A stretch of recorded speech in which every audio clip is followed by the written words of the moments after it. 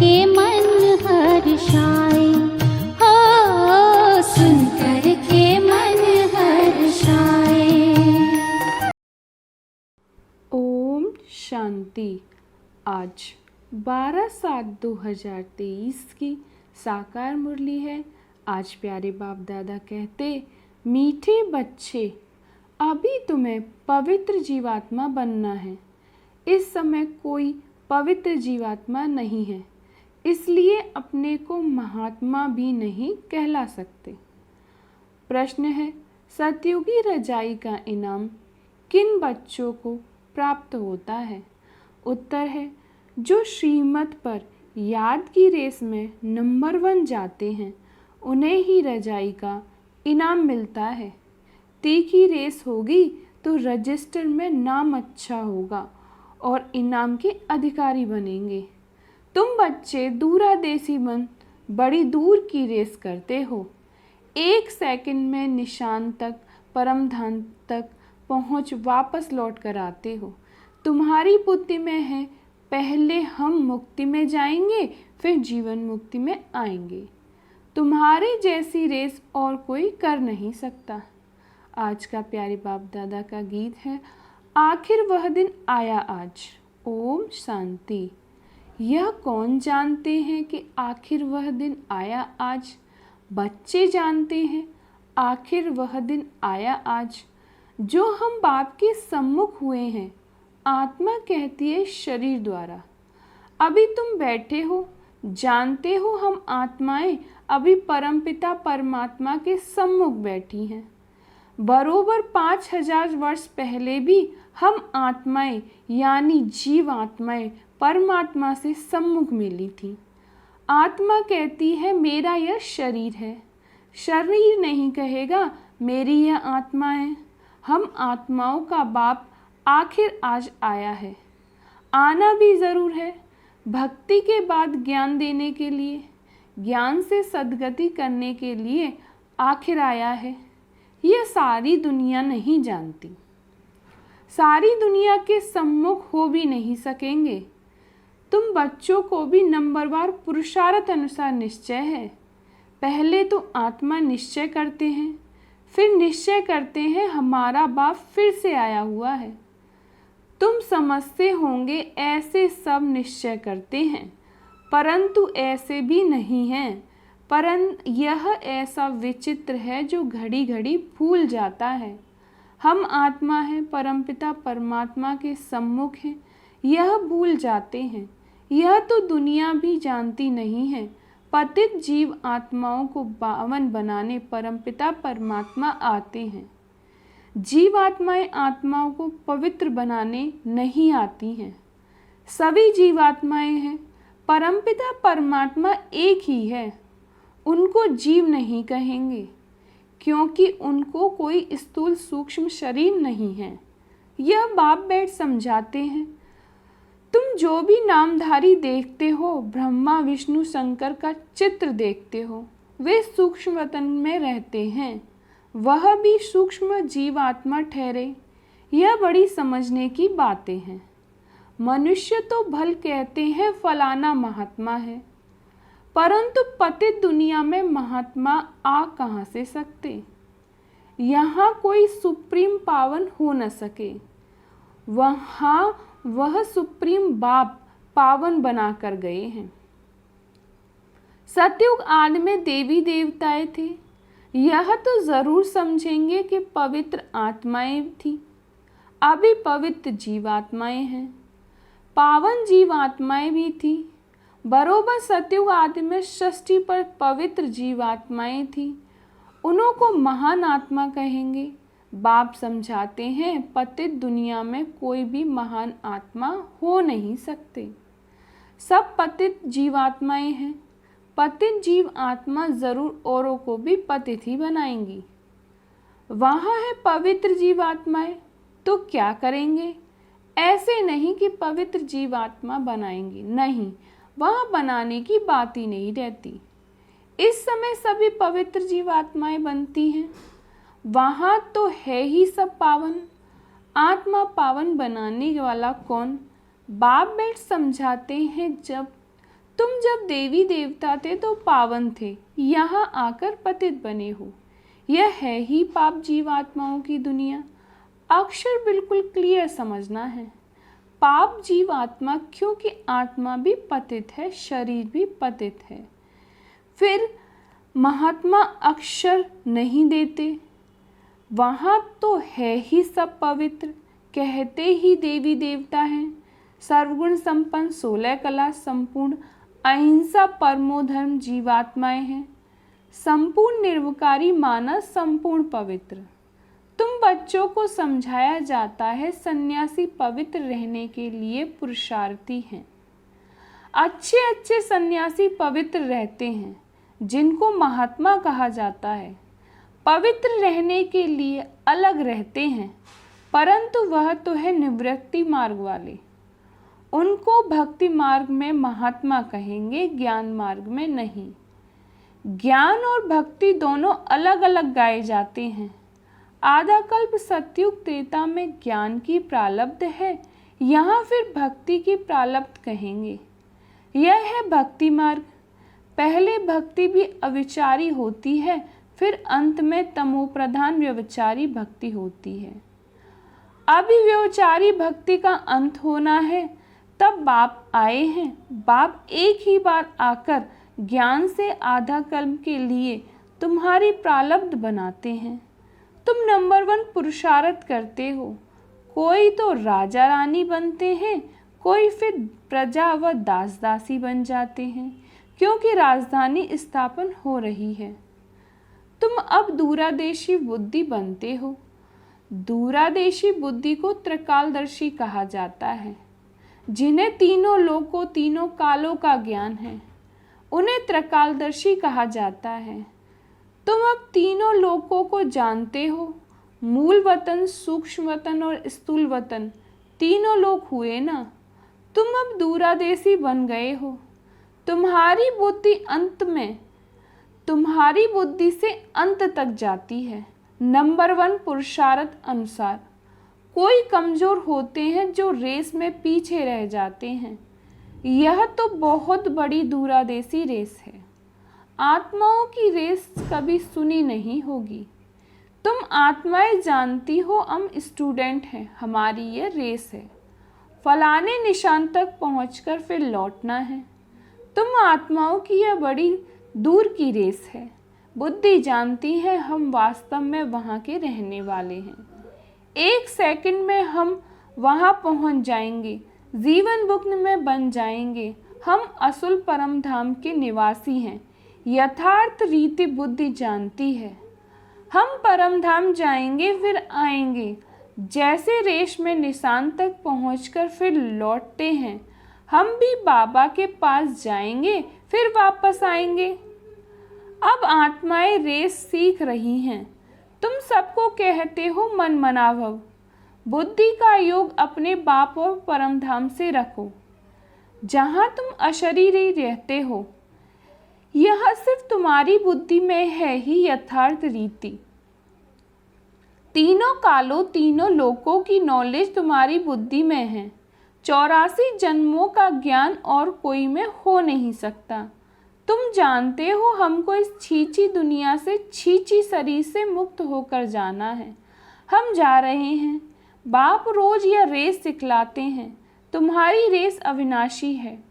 बाप को जितना जास्ती याद करेंगे, उतना तुम्हारा रजिस्टर में नाम अच्छा रहेगा। कहेंगे इनकी बुद्धि की यात्रा बहुत तीखी है। याद से ही विक्रम विनाश होंगे। याद नहीं करते तो विक्रम विनाश न होने के कारण पिछाड़ी में रह जाते हैं। प्रजा व दास दासी बनना यह कोई प्राइज नहीं है। नर से नारायण, नारी से लक्ष्मी बनना, इनको इनाम कहा जाता है। बाप रजाई का इनाम देते हैं। अगर इनकी मत पर चल दौड़ी लगाई, कोई तो 2 कदम भी दौड़ी नहीं लगाते हैं। अगर प्रजा वाले होंगे तो बिल्कुल कम दर्जा पा लेंगे।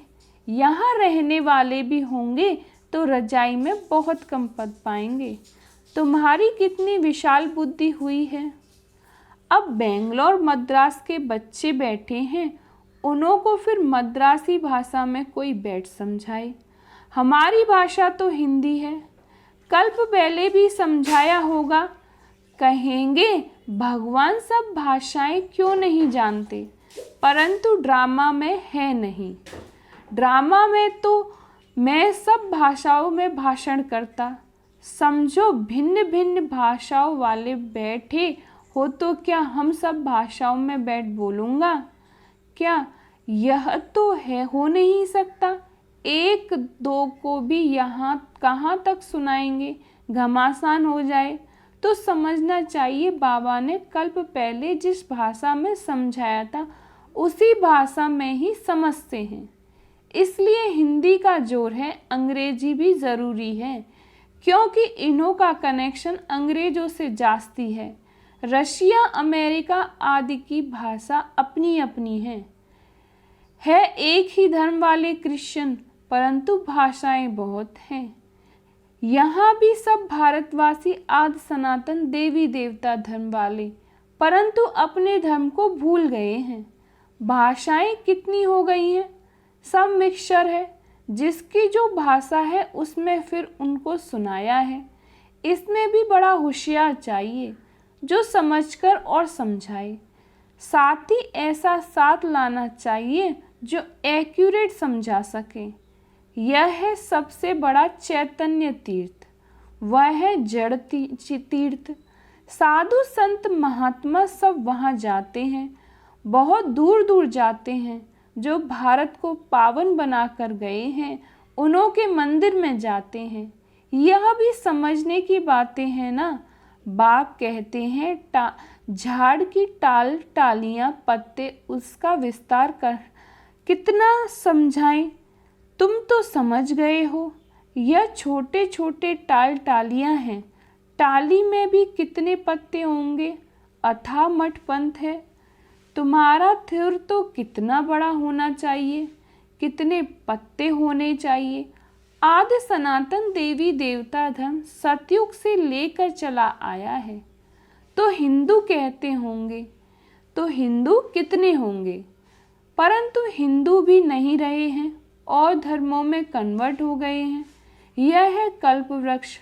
शुरू में आदि सनातन देवी देवता धर्म वाले थे। हिंदू कहलाने वाले भी वास्तव में आदि सनातन देवी देवता धर्म के हैं, परंतु कन्वर्ट हो गए हैं। बाप कहते हैं मैं आकर फिर उस देवी देवता कहलाने वाले धर्म की स्थापना करता हूँ जो कन्वर्ट हो गए हैं। वही फिर से आकर वर्षा लेंगे। जब देवी देवता कहलाने वाला एक भी नहीं रहता तब बाप ही आते हैं, आकर समझाते हैं। तुम्हारे जड़ यादगार खड़े हैं। क्राइस्ट आते हैं तो उनके धर्म की चर्चा आदि होती नहीं। यहाँ तो अभी भी देवताओं के मंदिर आदि निशानी हैं। तुम्हारा जब राज्य होगा तो क्राइस्ट आदि का नाम निशान नहीं होगा। यहाँ तो सभी का नाम निशान है। तुम जानते हो क्राइस्ट कब आया, क्रिश्चियन धर्म कैसे स्थापन हुआ। क्राइस्ट अब किस शरीर में होगा, जरूर प्रति शरीर में होगा। खुद तो पावन था ना। तुम बच्चों की बुद्धि में सारा ज्ञान है, तुमको दूरादेशी बनाया है। हम आत्माएं कहाँ रहती हैं, कहाँ से आती हैं, यह किसको पता नहीं है। रहने के स्थान को परमात्मा मान लिया है। वास्तव में आत्मा झूठी बनने से काया भी झूठी बन जाती है। साधु लोग कह देते झूठी माया झूठी काया, बाकी आत्मा तो निर्लेप है, अपने मतलब की बात कह देते हैं। ऐसे क्यों नहीं कहते झूठी आत्मा की काया। काया को ही कोई पर अर्थी पर बिठाते हैं, आत्मा को तो कोई अर्थी पर नहीं बिठाते हैं। कोई पर काया को बिठाया जाता है। आत्मा ने तो एक काया को छोड़ दूसरी काया में जाकर प्रवेश किया। यह समझ की बात है। कोई भी साधु संत आदि को तुम समझा सकते हो। यहाँ पतित दुनिया में कोई भी महात्मा नहीं है। महान आत्माओं को पावन आत्मा कहा जाता है। वह तो शरीर भी पावन चाहिए, यह है ही आयरन एज। परंतु कन्या जब तक विकार में नहीं गई है तो पूजी जाती है, पवित्रता के लिए ही पुकारते हैं, आकर के हमको पावन पवित्र बनाओ। जबकि पुकारते रहते हो तुम उनको महान आत्मा कैसे बना सकते हो? महात्मा तो कोई है नहीं, यह तो विचित्र परमपिता परमात्मा।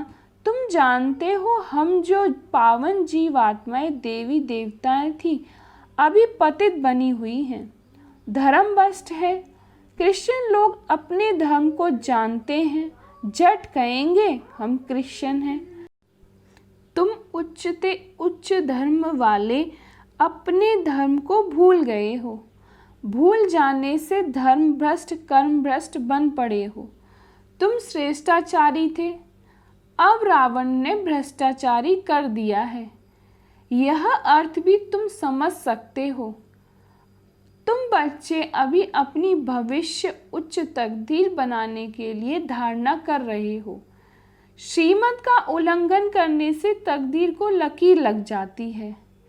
यह भी भूल जाते हैं कि श्रीमत देने वाला बाप है।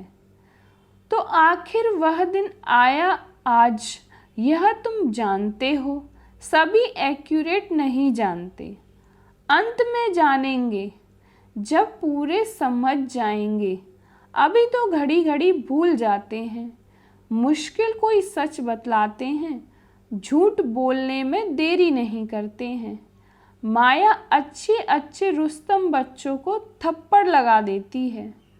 बाप तो सब जानते हैं, बतलाते हैं, तुम भूल करते हो, बड़ी डिससर्विस करते हो।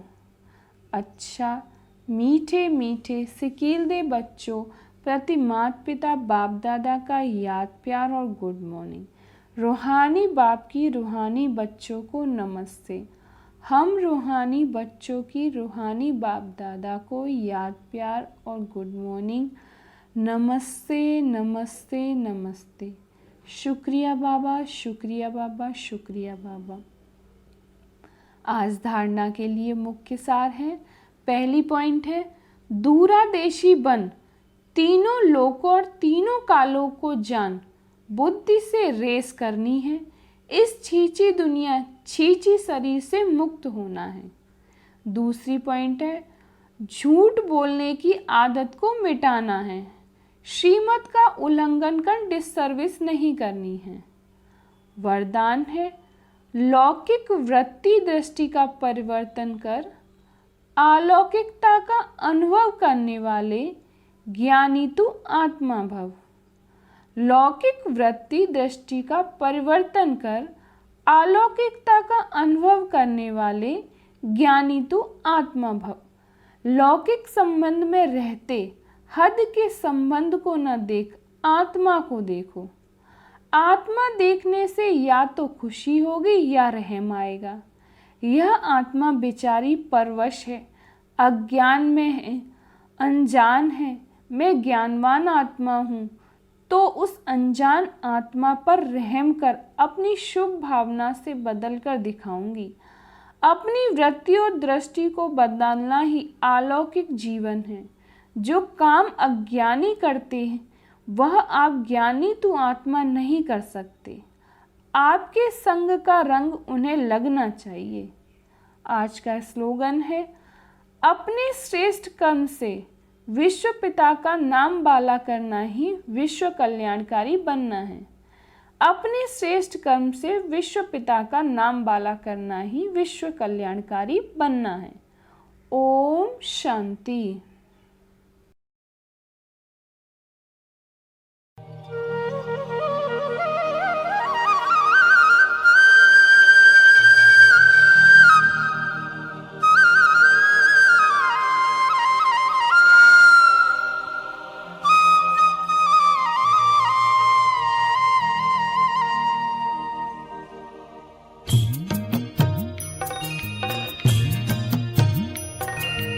Mm-hmm.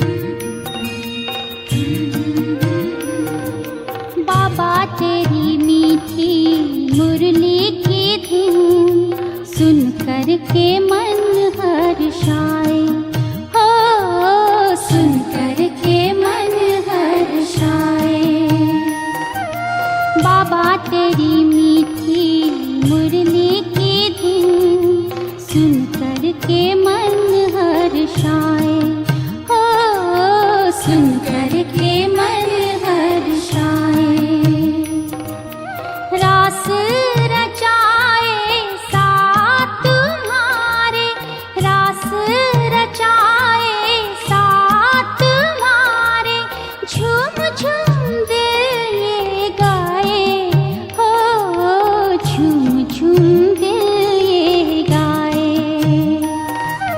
बाबा तेरी मीठी मुरली की धुन सुन कर के